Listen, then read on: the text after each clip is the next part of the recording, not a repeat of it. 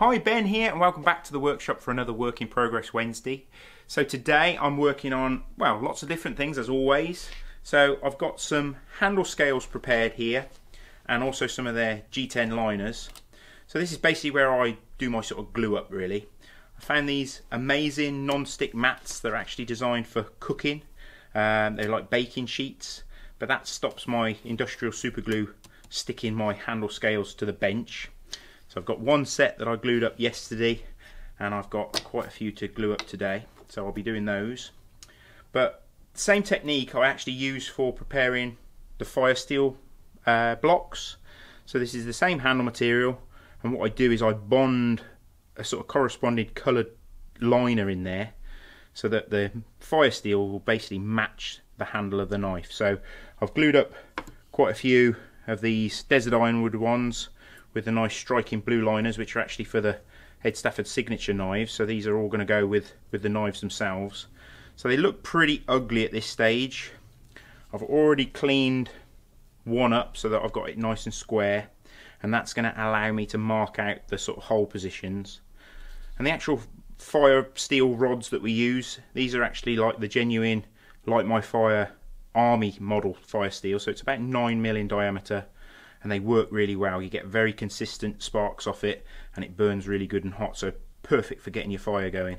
So basically I've got to make relevant holes so that the rod will fit in there, and I also add a little thong tube again in the same material so it matches the knife. So first task that I end up doing, once I've got it nice and square, is use my very high-tech measuring device, which is my finger and a pen or a pencil, and then I can mark a centre line down that blank.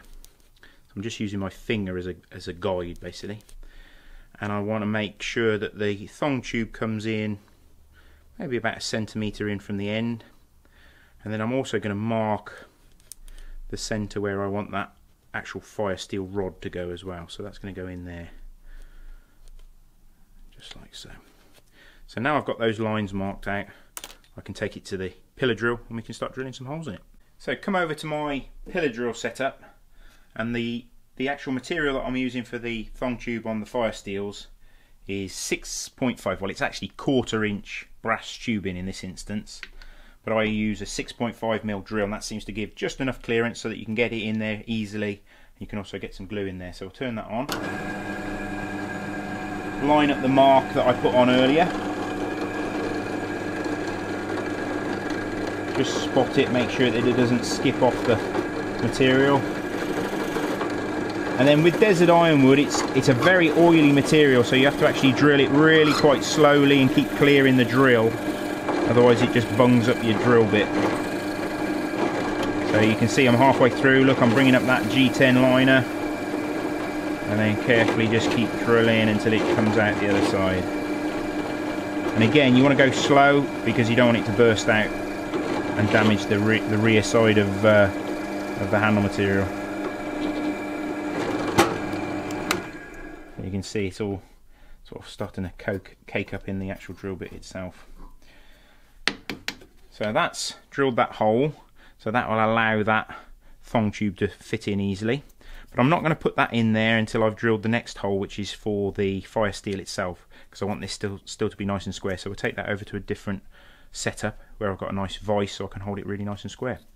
So we come over to this setup. This is actually my little sort of mini mill basically, and I've got a vise on there and the chuck set up with my drill for the Firesteel itself. And because I've left this handle blank nice and square and I've got those scribe lines on there, I can make sure that when I'm drilling it, that I'm getting that Firesteel really nice and square to the actual handle material itself. So line that up, and line that up on that centre mark, just like so. And I've actually got extraction on this one, so I'll turn the extraction on.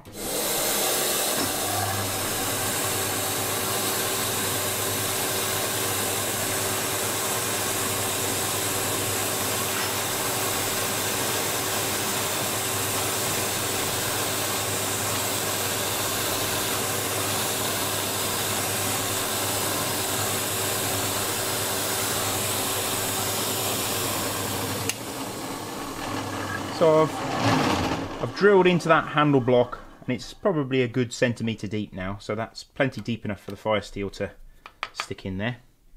So now I can glue my thong tube in there, but I can also use this just placed inside, so when I'm actually shaping it, I can make sure that I keep it nice and square to the actual Firesteel itself.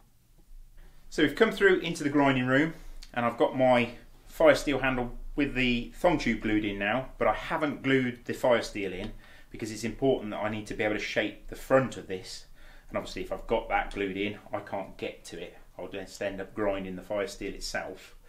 So I still keep that as a reference so that I can keep it nice and square. And what I've found with desert ironwood is that using a coarse 36 grit belt prevents that oily wood clogging up your abrasives too much.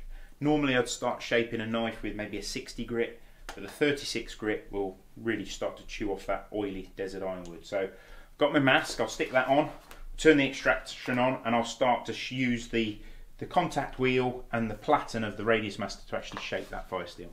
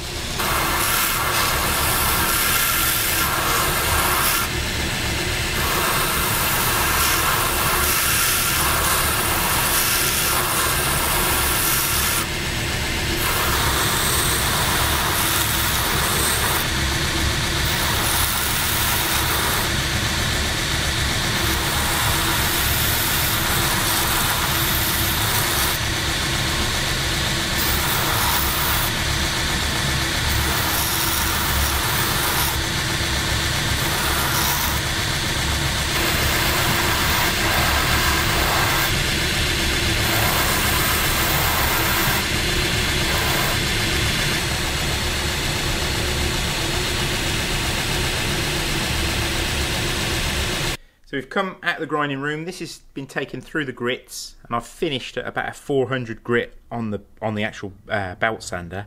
We will do some hand sanding afterwards, but it's kind of difficult to hold at this stage. So this is normally where I actually glue the Firesteel in. Now you can probably see that there's a bit of a burr on the inside of that thong tube. So before I glue the Firesteel in, I'm just going to use my countersink and just take off that burr from that brass tubing. That just tidies it up nicely, because we don't want a sharp edge on that inside, because obviously we're going to put a bit of paracord through there and we don't want it to fray the paracord. And I've prepared my Firesteel. So all I do on the grinder is I put a slight chamfer on each end. That helps it go into the Firesteel holder that's on the sheath. And the end that gets glued into the thing, I actually put a slight chamfer all the way around it to give something for the glue to sort of key into, and then I actually grind one little flat on the side, and that will kind of make sense when we put the glue in. But what I then do, just to make sure there's no grease or anything on there, so I get a little bit of isopropyl alcohol and just clean that end. I want that epoxy to really bond onto that Firesteel. So we use a 2-part epoxy. This is what I use on the crook knives and the carving tools, and it works really good. It's just it's not as flexible as G-Flex, but it does set a little bit quicker, which is good, because what I found is if you use a very slow cure epoxy for something like a Firesteel, you'll find that it will just all run down the actual Firesteel itself when it's drying. So this is about a 5-minute work time on this. So give it a good mix. And you don't need much, because this is a relatively tight fit in there anyway. And this is why I put that slight flat on the side of the Firesteel. If you don't put that flat on there, you can literally not get the Firesteel to sit in there, because you create like a little vacuum. So just a little bit of glue, just to make sure that it's got a good coating on all those sides, just into the hole like so. This comes with a bit of experience of how much or how little you need to put in there really temptation is to put loads in there and it'll just be such a mess. So what I do is I start to push that Firesteel in there, and already I can feel that vacuum has already started to happen. It's like putting a plunger in a syringe. So as I push it in, I'm going to give it a little turn, and that slight flat on the Firesteel will allow the air to escape, and eventually what will happen is as it gets to the bottom of the hole, can you see how it brings that lovely bead of epoxy all the way around the actual front edge of the Firesteel? And I know this sounds a bit cocky really, but that was the absolutely perfect amount of epoxy in there, because now I haven't got any to clean up, and it's really nice, got a nice little gusset of glue all the way around there. That looks about perfect, so I haven't got any clean up to do. So just make sure that that's nice and straight in the handle, and then to help keep that glue where we want it, I've got lots of little pots with rice in that I use for gluing up the crook knives as well, and I basically sit that in there, and that will allow the glue to cure. It will prevent the glue from running down the Firesteel or from running onto the handle. So yeah, we'll come back in about 5 minutes and that should be set. So the epoxy is dried on the Firesteel now, so it's allowed me to then hold on to the actual Firesteel rod to do the hand sanding. I've then given it a nice buff to really bring out the beautiful colour and grain of that ironwood. Now ironwood itself has got lots of natural oils in it, so all it needs is a very light coating of mineral oil just to sort of bring out the colour in really, more than anything. So that's pretty much finished. The one final job that I've got to do is we're going to add a little bit of paracord to it.